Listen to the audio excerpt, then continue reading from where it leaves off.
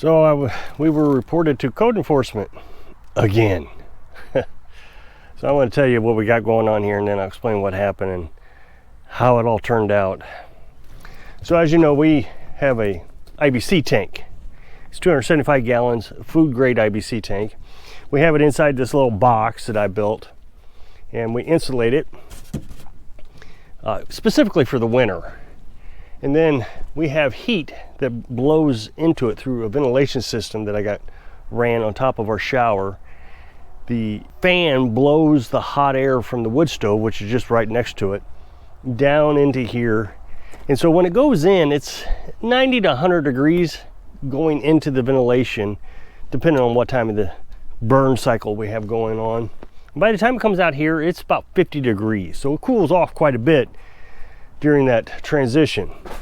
Now we know that we can get down to -4 degrees before the pump freezes. We have an RV water pump.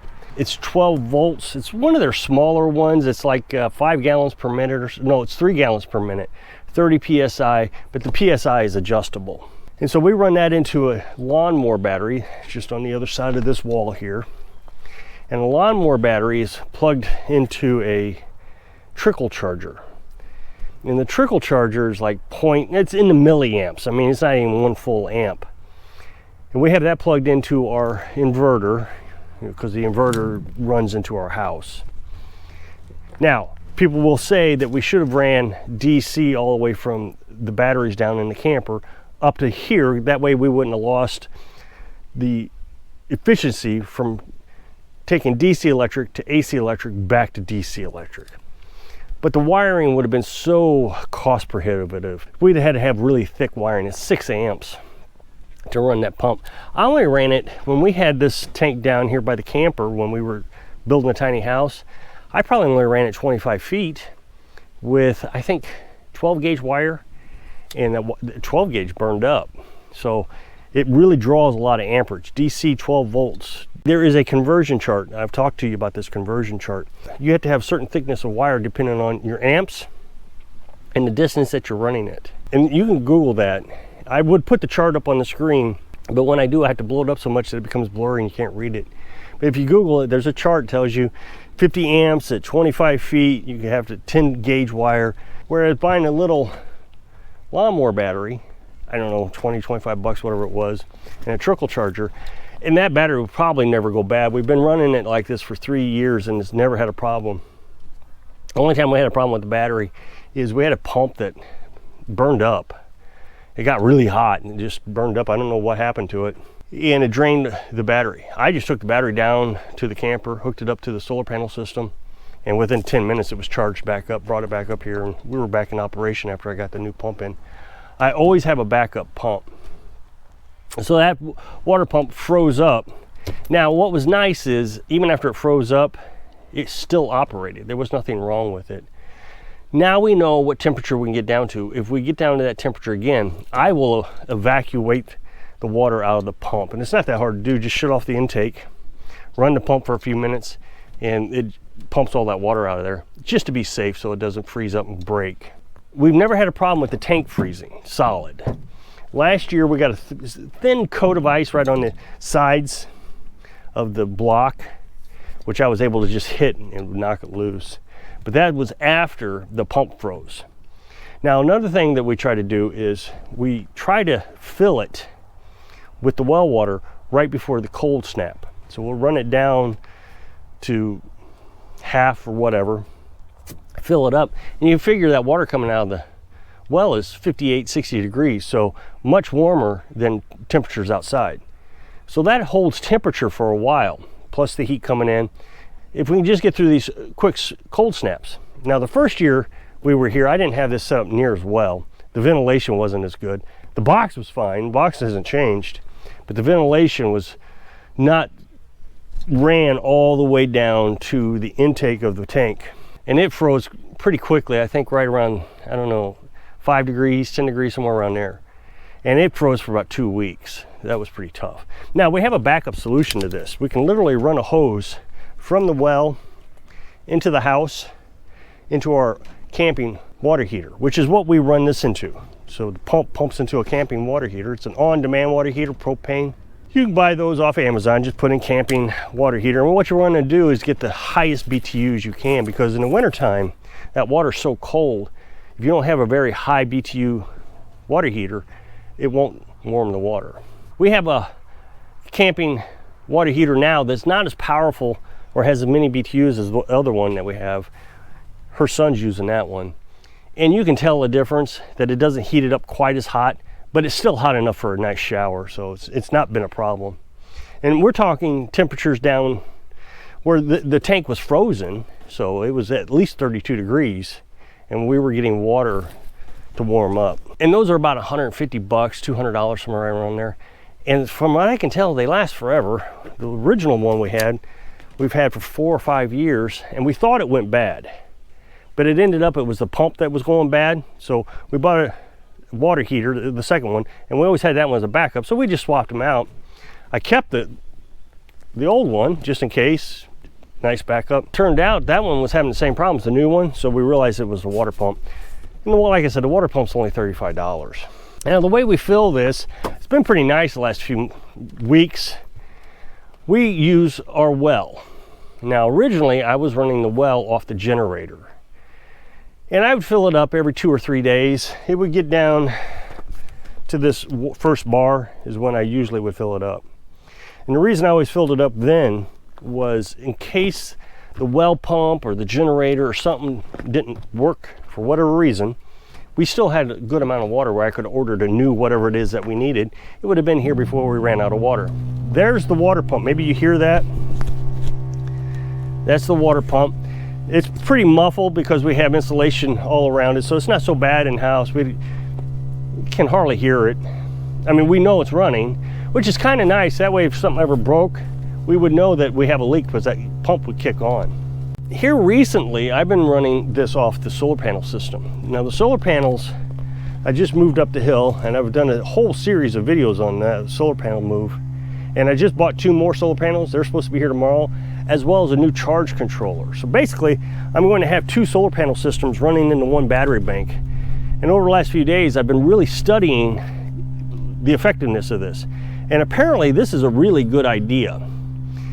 What I've noticed is my charge controller will only get up to 25 amps, maybe a little more, 27 amps, when charging batteries.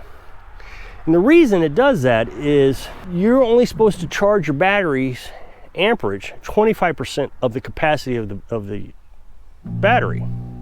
So if you have a 100 amp battery, you're only supposed to put 25 amps into it. Well, apparently when they programmed the charge controller, that's what they said, 25 amps. And now, I have 50 amps worth of solar panels. So getting only 25 amps to charge batteries, when I actually have 800 amps of batteries, I would like to get more amperage. So by splitting it up, the charge controllers will now both charge at 25 amps, getting a full 50 amps out of it. Now, I will have more than that. I think I'm going to have 60 amps total, which is fine. I don't need to put 60 amps into it, but it would charge my batteries, I would figure, twice as fast. That's my hope, so I got my fingers crossed. Regardless, the well pump is a deep well pump. Our well is 100 feet deep. It takes 800 watts to run the well pump to fill this. So in the past, I used to turn the nozzle down to the well real slow, just enough to get, I don't know, maybe 5 gallons a minute, 4 gallons a minute, something like that. That way the well had time to keep up with the well pump. The recovery rate of the well is about 5 gallons a minute because it's not a very deep well. I mean, it's a deep well, but it's not very deep. The well pump can get up to 15 gallons a minute. Well, when I'm on solar panels, I want to get as much water out of it as fast as possible because I don't want to run the batteries down. Remember, I'm only getting 50 amps out of something that's taking 80 amps. So it is draining the battery when I run the well pump. And then it's got to recharge over the next several hours, which isn't a big deal. It's just something it's got to do. So if I turn it all the way up, I can get 15 gallons a minute out of it, and I don't have to run it as long. But I got to be careful that I don't run the well dry. So I don't let this get below 1 day's worth of use. I fill it up now every day at about 9:30, 10 o'clock, somewhere around there, off the solar panels. And the reason I do it that early in the morning is that's when the sun actually hits the solar panels. It comes up over the trees and hits the solar panels at that time. That way, it has all day to recharge the batteries. So we have not had to run the generator for me and Carolyn's use since we moved the solar panels. Now her son has, because he's been running the air conditioner. So our system it can keep up. Here's the problem with the air conditioner, is it can keep up. The solar panels can keep up with the air conditioner. But the charge controller runs off batteries until it gets down to 13.2 volts. And the reason it does that is charge controller, if it gets up to 14.4 volts when it's charged, that's where the batteries are. So if it's up there at 14.4 volts and the air conditioner kicks off, it's going to put too much amperage into the batteries that are already fully charged. Since the charge controller can't react that fast, it drops the batteries down to 13.2, I think it's about 13.2, and it holds it at that while the air conditioner is running. When the air conditioner shuts off, then it tries to charge the batteries back up. Well, there's just not enough time because the camper gets so hot that the air conditioner cycles pretty quick. So by 5 o'clock, we need to shut the air conditioner off or run the generator to charge batteries back up so we have enough batteries to run the freezer throughout the night. Now, I have been criticized quite a bit here recently about the freezer, that we need to get rid of the freezer and stop being spoiled to the freezer. Here's what I'm going to say about that. We don't have a lot of modern conveniences, but the freezer is the one thing that we do have. We can our food, we preserve our food, but it is a lot of work. Carolyn doesn't like having a bunch of canned foods laying around over a year old. We've never had a problem with any of our food that's over a year old, but you're not supposed to eat it after a year old. What I've heard is that you start losing the flavors in the canned food. So what she wants to do is run the canned food down to about a year's worth. She wants the freezer. And so it's my job as her husband to give her what she wants. She doesn't ask for much. So why can't I give her a freezer? It seems like a simple thing, and at a cost of not being able to run an air conditioner. Now, I know people seem to think you cannot live without an air conditioner, and every year I go through this topic that air conditioning wasn't even invented until I think the 20s, maybe the 30s, somewhere around there. What did they do before then? As you can see, our house is just covered with trees, so we get lots of shade. We open up the windows, and we got a nice north-south breeze going through the house. We open the front door, which is north, open the south window, and the wind just goes right through. But I tell you, I've been getting, there must be a YouTuber out there complaining about me, because this happens every now and then. I've tried to search for this YouTuber, but apparently, my guess is there's a YouTuber out there complaining about a bunch of stuff. And so their viewers come over to my channel and tell me how big of a criminal I am all the time. Because what they do is they create multiple accounts, which you can do on YouTube. And they'll come over and they'll complain. Either they're creating multiple accounts, or it's just a bunch of people from a YouTube channel coming over and complaining. But they all are saying the same thing. One person is complaining, or a group of people is complaining that I'm really harming Carolyn, that this is abuse. And it's almost daily now that this person is sending us nasty grams, threatening us, telling us that they're going to get a court order to have me put in an institution. Well, the other one is the well water. As I said, the well is 100 feet deep. It was dug in 1960 something. Well, somewhere in the 60s or 70s. I would imagine it was the 60s, but it could have been as late as 1974. There's no records on it.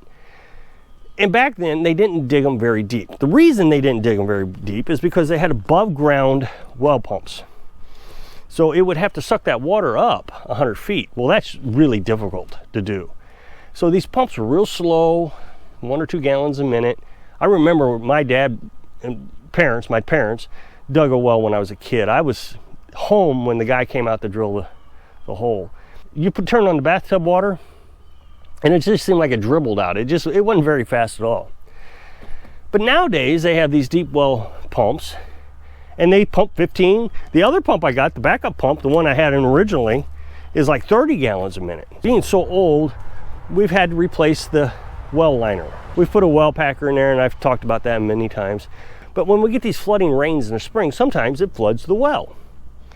Well, this guy keeps coming to my channel with different accounts or multiple people coming from a YouTube channel, whatever the case is, saying that they are retired code enforcers and that what I'm doing is illegal. I have to drill a new well, and I've got to drill it 400 feet deep. And nowadays they take the well liner all the way down to the water.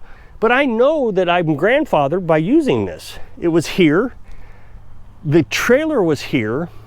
I just remodeled the trailer according to the code enforcement guy. When he came out to check what we were doing originally when we were building this, he said, oh, you're just remodeling a trailer. Okay, if that's what you say I'm doing. So if I'm remodeling, then the house was grandfathered in, the well was grandfathered in, everything was grandfathered in. He knew we were using a well. The people that gave us our address, the 911 operators that give out the addresses nowadays, not the post office. But this guy last night commented that he is tired of telling me to get this fixed. He is reporting me to my code enforcement officer. Now he's a code enforcement, and this is what he says. He's a retired code enforcement, and he's gonna turn me in. Now I've been turned into code enforcement from subscribers before. It's not the first time. I know the guy, I've only met him once. One of the problems is I don't have a pressure tank running into the house like a normal well. Because a normal well, you fill a pressure tank and the pressure tank actually runs the water into your house. Well, I can't do that. If I ran it like a regular house, I wouldn't be able to run it on cloudy days or at night. We wouldn't have any water. This is not unique. There are a lot of people that do it this way. So if you'll click this up next box, it'll take you to a video where I was talking about being put in a mental institution. So I hope I can inspire you to ignore the haters so you live your dreams. Thanks for watching.